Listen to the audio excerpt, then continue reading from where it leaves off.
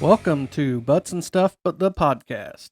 I'm your host, Chris, joined by my co-host, Mr. BBQ himself, Jaz. What's up? Jaz, how are we doing? I'm not doing too bad. Good. Had a good week. Yourself? I can't complain. Anything new going on in your life? No, not really. I can't think of anything really besides just cooking and hanging out with kids and stuff. Awesome. Well, I recently bought a tractor to start redoing, so that's new. You bought a tractor? I did. I bought a 1952 Ford 8N. Okay, I gotta know, why did you buy a tractor? We got chickens. We got to have a farm. All right. Well, that explains nothing, but all right. So we're venturing into the tractor territory. Oh, well, nice. So, Jaz, you run a YouTube called BBQ. Yes, my BBQ YouTube channel. Awesome. BBQ Backyard Barbecue. Awesome. Yeah. How did you come up with that?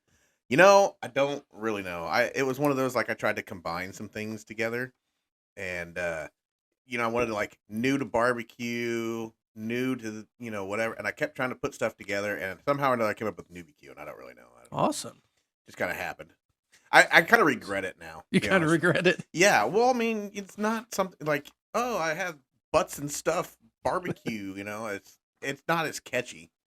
But it's BBQ. You're trying to get new beginners into. Yeah, new barbecue, and then which I thought I probably should add another B, but trying to change it now is kind of pointless. No, because congratulations on 1,000 subscribers. 1,000, across the big 1,000 mark. Finally, that is outstanding. Congratulations. Took me a whole year. A whole year. A whole year. Hey. Well, technically, I started before that, but I didn't really start, pushing it out there. At least you got there. Yeah. Took me a year, but I got there. Now it's 10,000. 10,000 by the end of next year. 10,000. I think that is doable. People, we need to get him his subscriber count up. Yeah, that'd be great. So what made you come up with your videos? How do you come up with your videos of what you're gonna do? Most of it's just kind of off the top of my head. It's just I always say I don't like to watch other people's videos. I watch other people's videos, but I don't really get in and watch too deep because I don't want to be influenced by somebody else. Right. And it's not that I don't want to watch your videos. I just don't want to be like somebody else. I want to do it my way and act my way and do my thing my way.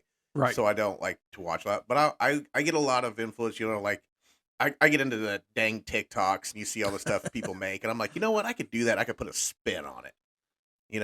I don't want to, I just don't want to do stuff like everybody else, but I want to try different things. So I kind of get different influences from other places. Awesome.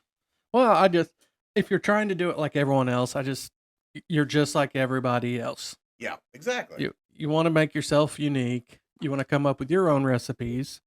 So that's awesome. Yeah, I find it really hard, doing barbecue because, there's only so many things you can call barbecue. I get picky when people are like, here, I cooked this steak. It's barbecue. Well, it's not barbecue. It's a steak. Right. So there's a fine line in there. But so when I started a barbecue channel, it was one of those deals where I kind of realized eventually, you can't just cook pork butt for every video. You can't just cook ribs for every video. You can't just cook brisket for every video. You have to have more than that. So I don't know. That goes back to the whole name thing. I don't know if I should have changed it a long time ago, but I didn't. Well, I like it. You've gotten a lot of good feedback on it, so. Yeah, I find people all the time that, find my videos. I just had a guy recently, right when I hit that 1,000, or right before I hit the 1,000, and he was just like, man, I was like, how have I not seen this before? This is great. This is awesome. And he put out a thing on his page or his community tab on YouTube, and he kind of pushed me over that edge a little bit. It's got to feel good to get comments like that. Oh, yeah, definitely. It's definitely good.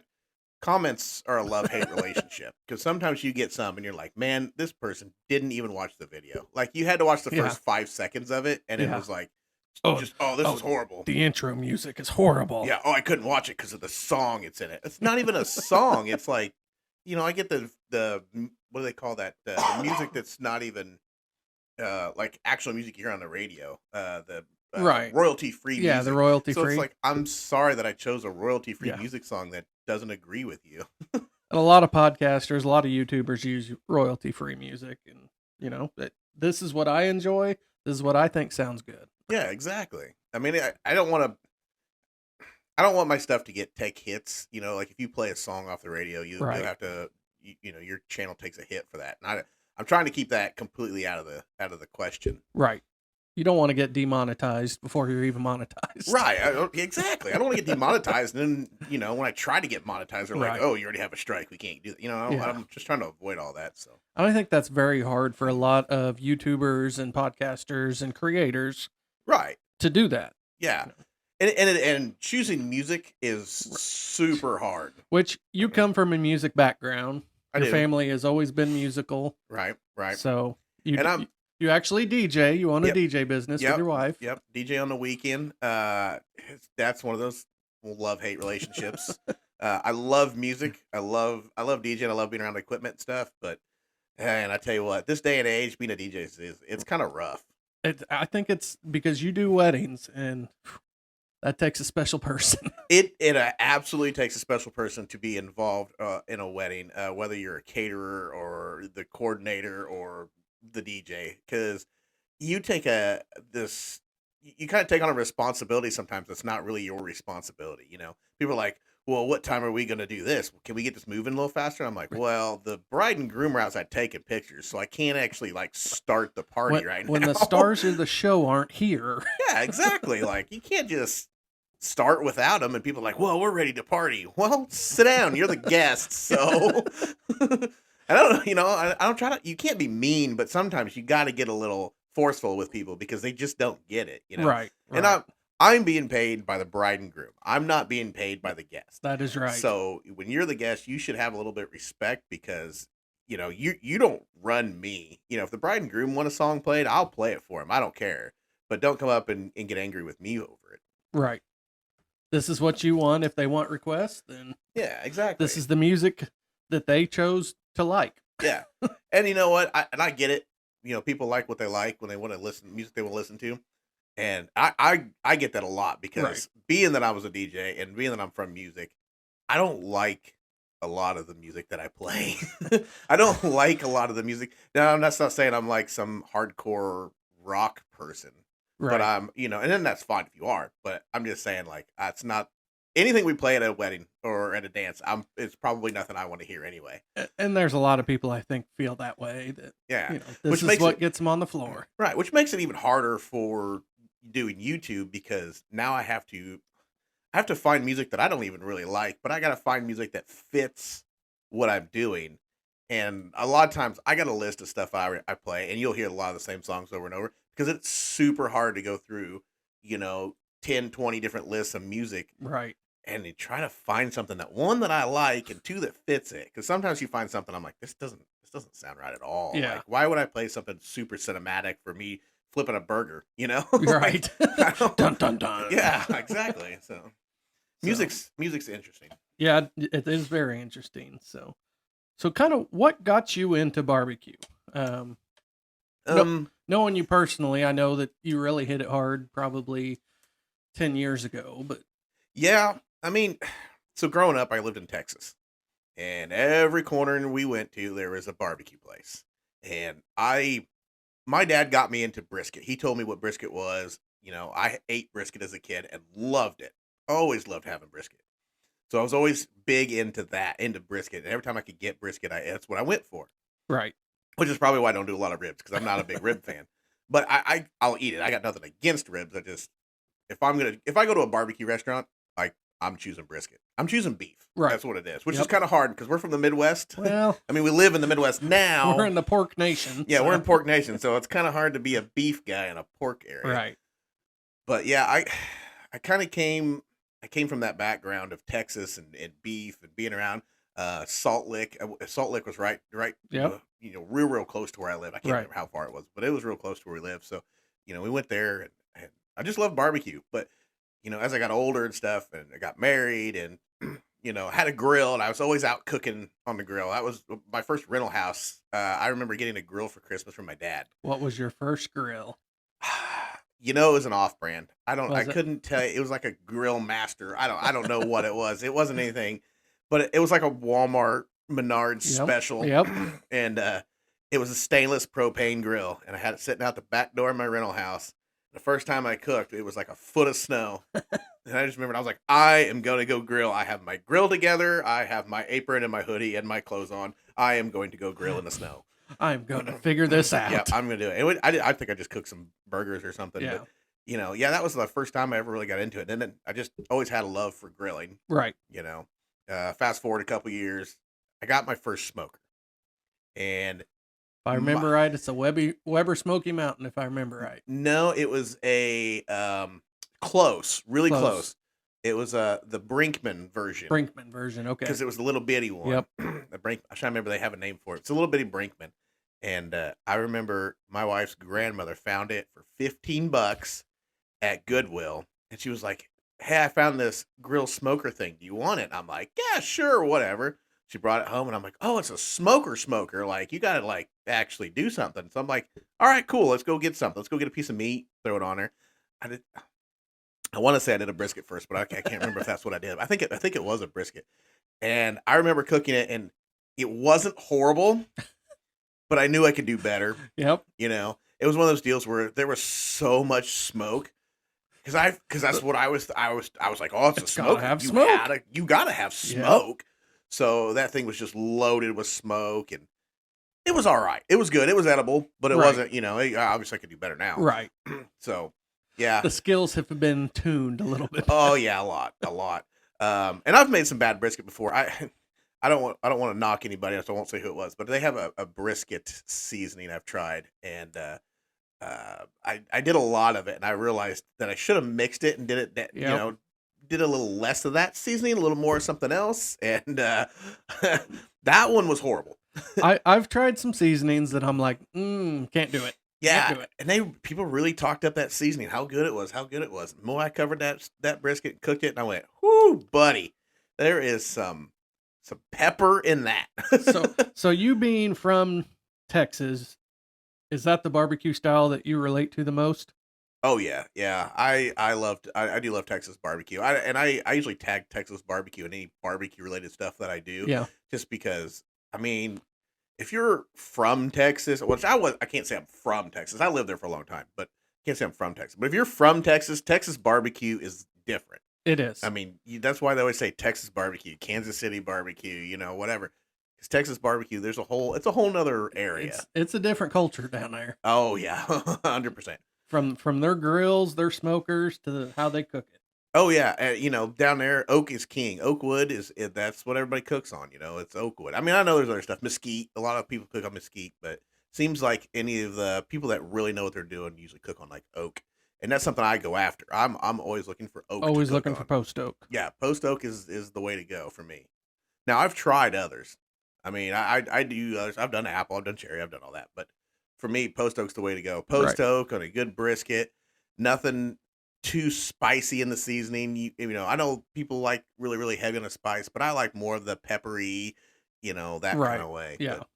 But a Texas peppered brisket is not my favorite. I'm going to be honest. Yeah. It's not for everybody. It is not. Yeah. But yeah, I mean, I've learned over the years, how to like mix down the pepper to where you still get that pepper flavor, but you're not, it's not overbearing. Right. So, and I've done that a few different times. But. I relate more to the Memphis style, the Kansas City style barbecue. That's the sweet. And that's what not to interrupt you, but I will say I am a sweet barbecue person. Right. I don't really like things that are super hot. Right. I know a lot of people are like, oh, I'm going to use jalapeno and habanero and whatever. That's not me. I'm not going to do it. I don't mind it, but I'm not, when I'm cooking, there is no jalapeno, no habanero. Right. I personally like trying to get the hot on the backside so that whenever you can taste it, you taste the sweet, the sticky, and then all of a sudden here comes the heat. Yeah. It's fun to hide that. But. Yeah, and you've tasted like my pork butt where it's sweet. Yes. And I like it. And I don't use a lot of sauce. Right. But I want it to be sweet. I want it to be candy flavored when you eat it. Yes. That's the way I go. Yeah.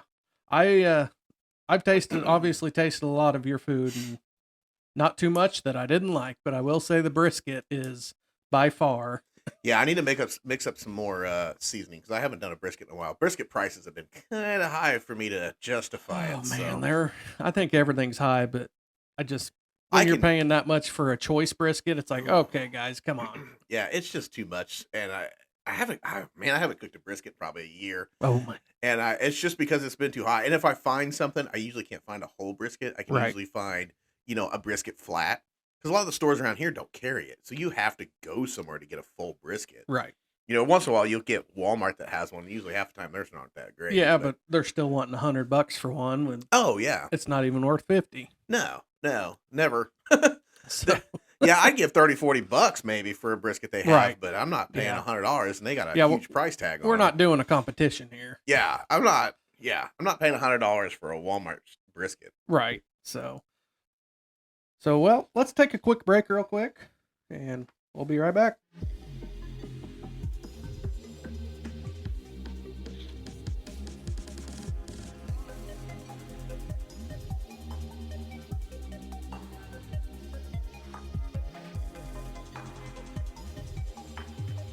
So with football season upon us, you are a Tennessee Titans fan. Yes, So, yes, newly found, you would say. newly found Tennessee Titans Yeah. fan.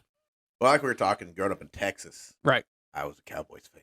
I was America's team. I was a Cowboys fan, man. Let me tell you, Cowboys, and that was back with like Troy Aikman and them guys, and I was a Cowboys fan. Cowboys Right. and Texas Tech. That was the way to Yep. go.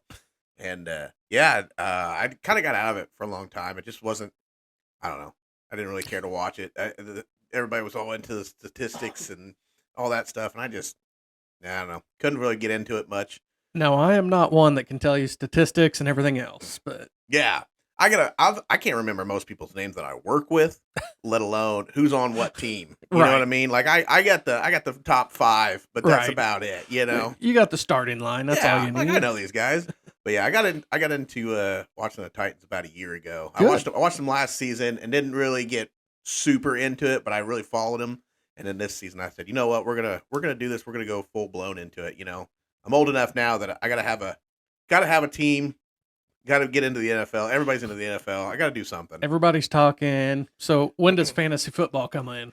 How much longer for that? If I'm gonna do it, it's probably gonna end up being like probably next year, maybe the year after. I don't know. I don't know when that's gonna start. Just jump in and do it. I think with fantasy football, I may be wrong about this, but a lot of times with fantasy football, you got to have people from different teams, right? Yeah, you kind of got to pick a running back and a quarterback and a it's all safeties. but it's all from, yeah. See, I don't know anybody else's team. I know the Titans. I know like the top 10 guys on the Titans team. This is what I know. Yeah, so I don't know that I could pick out somebody from the Green Bay Packers. I don't really know who's on that team. It's still Aaron Rodgers, isn't it? I don't know. I couldn't tell you. I know we play Kansas City this weekend, Okay. and I know everybody's like, "Oh, we're gonna be really good," and I'm like, I don't know. We've done 5 in a row so far. We're doing really good. So Let's just take our wins. let's just see how this goes, okay, guys? So, what kind of appetizers are we cooking for football on Sundays? Oh, I don't know. I would like to. I'm really into dips lately, which is weird. Yes. That's not really. I know it's not really much of an appetizer, but I've been looking at some dips that I want to try to make. Everybody's been doing those like Any shareable?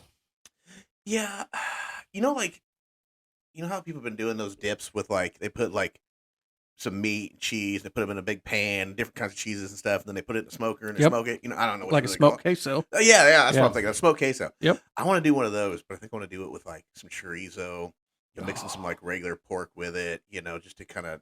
I like chorizo, Just kind but of like a all barbecue. yeah, I Yeah. want to do something like that with some different cheeses. I got some different cheeses in mind. Like I'm really into pepper jack right now, which is kind of Yes. weird. Yep. Like I've never been a fan of it, and here lately, I've cooked a lot of Talking stuff earlier, with pepper jack. spicy side coming up. I know, but pepper jack cheese isn't like super spicy. No, it's not. It's It's got not a like lot of it's not flavor. like hot. Right. Yeah, it's just got flavor, and I'm really like I know last year or so I got really into like red onions and green peppers putting in stuff. If you watch any of my videos, that's like the only Yep, vegetables absolutely. I cook because I'm like this is the greatest combination ever, and I put it on everything, and it seems to work. So a couple weeks ago, you put it on a burger dog. You did. Oh Your yeah, yes, your hot dog with the chorizo in the middle of it. Yeah, we did the version 2.0 of the hot dog hamburger. So Yeah, yeah, it worked really good too because you did that hot dog hamburger, put some chorizo in it. Yep. I didn't realize the chorizo was going to be greasy enough that it would kind of fall out. right. So I should have done it on a flat top. You could have done flat top. Or maybe the grill grate upside down. I thought about that. Oh, that's a good one. Because I started it out on the grill grate and I thought, ooh, I probably should have just turned that upside down. That's a good one for you guys that don't know. Take your grill grates, flip them over, flat top. Yeah, flat top, right on your grill. And I should have done that. But it worked out. Like I made 4 and I saved 2 of them. So and I said it in the video. Like I'm not gonna hide it. Like you can see. That was a fail, but you did not quit. I didn't quit. Yeah. The point of it is to not give up. You got if you can make something out of it, it's not a fail. Right. So speaking of fails, what kind of appetizer fails have you had? I've had a few. Really? Yes. What you had? So last weekend we made a modified version of Pigs in the Blanket, but you take cheese and put it in cream cheese with the piggy and you wrap it in a croissant. Well, we had it in a little bit too long. There was no cheese left. So, gosh, that reminds me. Yeah, I did the same thing. Did you? Okay, so what video was it? So it wasn't a fail, but I chalked it up to a fail. I did kind of the same thing, except it was I can't remember what I called it. Pizza rolls, I think is what I said I did. Some kind of pizza roll video. I don't know. I gotta have to go back and look and see what I named it. But it was basically the croissant roll or whatever that you could take, and I put a couple pieces of pepperoni, some pizza sauce, and a mozzarella stick in the middle of it, and rolled it up. I do remember that. Yeah, and it worked out, but there wasn't a lot of cheese left, and it also burnt to the parchment paper that I had. Apparently, I had it upside down. I didn't realize it, so I didn't realize there was 2 sides to parchment paper. Oops. Or at least that one there was. So yeah, but yeah, if you leave it in there too long, all the cheese melts out. That also happened on those TikTok shotgun shells. Yes. I had cheese in the middle of it, and I had meat on the end of it. Well, when I cooked it, when I broke it open, there was no cheese left. Yeah, doing the pig shots, I have a big problem with my cheese, losing my cheese. Oh, because it like runs out the side. Anytime I make pig shots. I've done pig shots a lot. That's one of my favorites. Especially, I did the pepper jack ones with the pepper jack cheese in the middle. Yes, and those are really good. But yeah, I did the same thing. You got to have them sitting right, and you got to have enough bacon sticking up. Yep. Otherwise, that cheese just runs out of it. And you did call those pizza rolls, so go back and check that video out. Yeah, the pizza roll video. I got that idea because I was doing some Can You Grill This? And I did pizza rolls on the smoker, or I was on a pellet grill. Yes. So I got to get the idea of making my own, basically. And they were bigger. Yeah. They were really good. I did a pizza flour or something, too. Yeah, I think a week before that you did pizza flowers. Yeah. They look good. Yeah, they actually turned out really well. Yeah. So what is your favorite appetizer to cook? I'd have to say the pig shots. Pig shots? Yeah, everybody loves those. That's one of the things you just can't. You can't get around it. I mean, once you try them, you're like, "Oh, these are amazing." You can't eat 2 or 3. I'm a huge andouille sausage fan too. Yeah. So how do you make your pig shots without giving away your secrets? Just some andouille sausage, slice it up. I got a big thumb, but not as quite as big as your thumb thickness wise. And then I take a piece of bacon, cut it in half, wrap around as much as I could. You gotta leave enough to the top, like I said, so that way when you put your cheese in later, that it doesn't all fall out.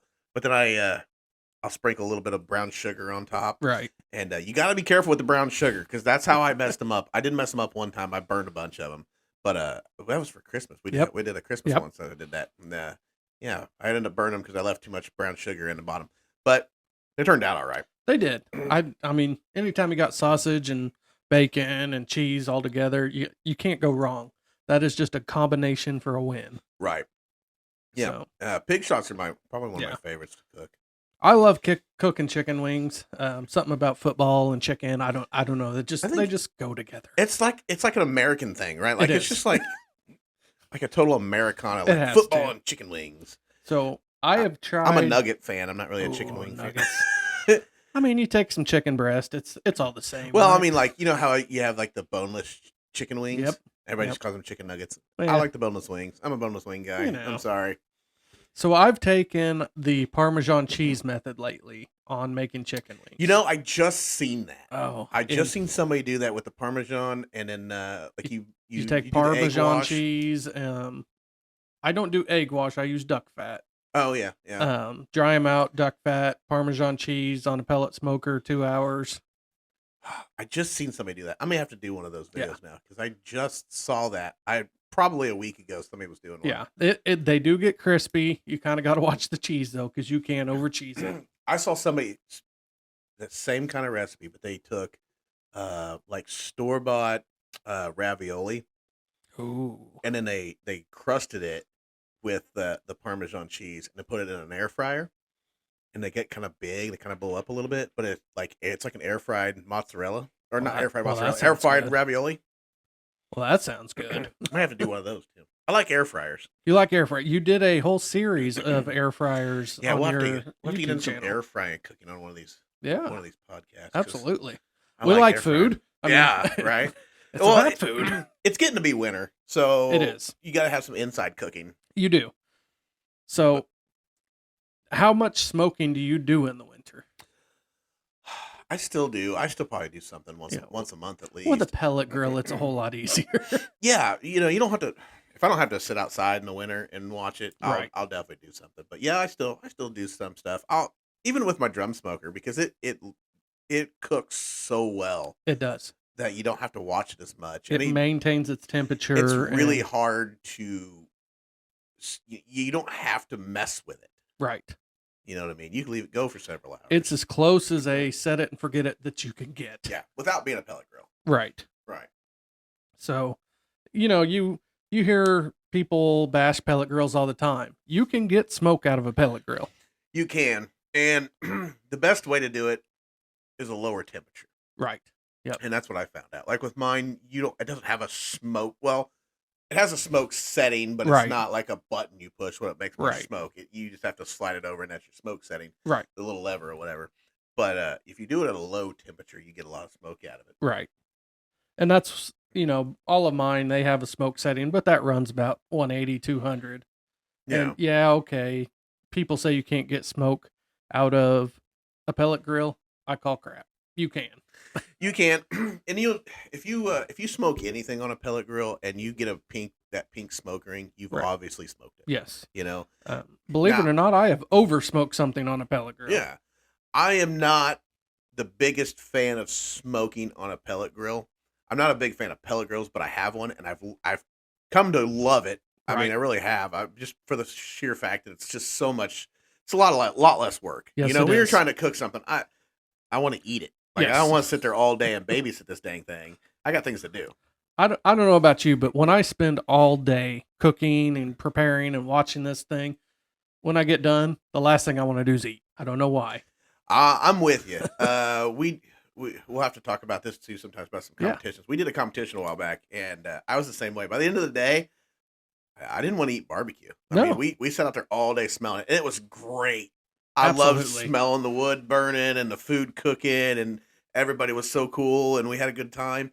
By the end of the day, I was like, let's go get some Mexican. Yeah, and I believe that's what we did. Yeah, so what we did is we're like, let's go get some tacos. Like, I don't want any barbecue right now.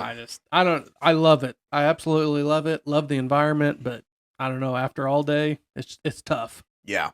Yeah, and that's why I like things that are shorter cooks too. Yes. Like your hams and your can't think of the word. Yeah. Yeah. Just those ribs. I mean, ribs don't take that long. And that is why I do more chicken and ribs than I do anything. Pork loin. That's what I was thinking. Pork loin. Pork loin usually takes 3 hours. 3 hours. 3 hours you're done. Yeah. And that's not so bad because I can put it on there. You can walk away and then you come back and you kind of sauce it up or do whatever you want to do. And, it's not so bad. You're not over it by the time it's done. Right. Yeah. You're not spending 15 hours on a pork butt. Right. Trying to get this thing tender so you can get it pulled. Right. So, well, Jaz, where can they find you at? You can find me at BBQ on YouTube, NEWBQ. Just type that in. You can find me on TikTok, NewBQ Backyard Barbecue. You can find me on Instagram, Facebook, and Twitter at NewBQ2020. And I think that's about it. All righty. Well, guys, go check out his videos. Give him some likes, give some subscribes, and let's get him to 1,000. Or I'm sorry, 10,000. 10,000 by the end of next year. 10,000. I think we can do it. So, guys, you can if you have any questions for us, any feedback on the podcast, you can email us at buttsandstuffpodcast@gmail.com. We'll have a Facebook and some social media coming up, but hey, we're just getting started. That's right. So Butts and stuff. Go ahead, follow us, like us, rate us, comment, right. Do anything you need. So, guys, we'll be glad to answer. Absolutely. We'll be glad to answer. Heck, might even get you on the show. So, guys, thanks for listening.